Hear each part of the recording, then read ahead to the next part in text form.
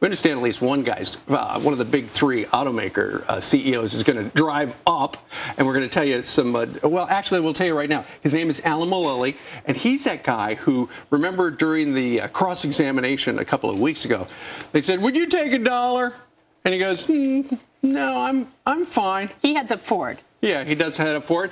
And you know that things are bad because yesterday Ford announced that they would like to sell off Volvo because they need some money from that Swedish car company. Well, I think this is part of the detailed plan now that they are supposed to turn into Capitol Hill today. Some of those details are now coming out and being leaked out. One of those is possibly selling Volvo.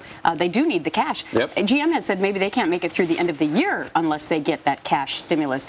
Well, but there's one big thing hanging over their heads, and that's the debt that these three major car companies have, and whether or not they can get out from the debt even with a $25 billion bailout. Yeah, so Ford spent all that money. Also, by the way, Ford's going to save some money because Mulally, is that how you say his name? Mulally. He's going to, instead of taking his jet, he's driving. It's a great... A Ford hybrid Escape or a Mariner, a Ford Mariner. He'll be taking his hybrid car for the 12-hour ride. Should cost about $29. I don't know how $29 works. And is a hybrid that incredible? Well, it's a good deal because that particular vehicle gets about 33 miles per gallon.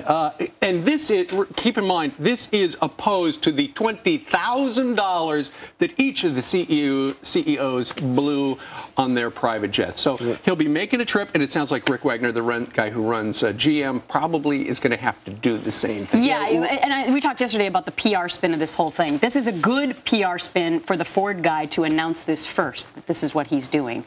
I mean, the fact that GM did not have a plan immediately to say, yes, we're driving too, I think that's problematic again. A lot of this has to do with the public relations of how these three guys handle the situation. Sure. And Gretch, going to your point about the huge debt that the companies are facing right now, keep in mind, General Motors, remember, they're asking for, they'd like $12 billion.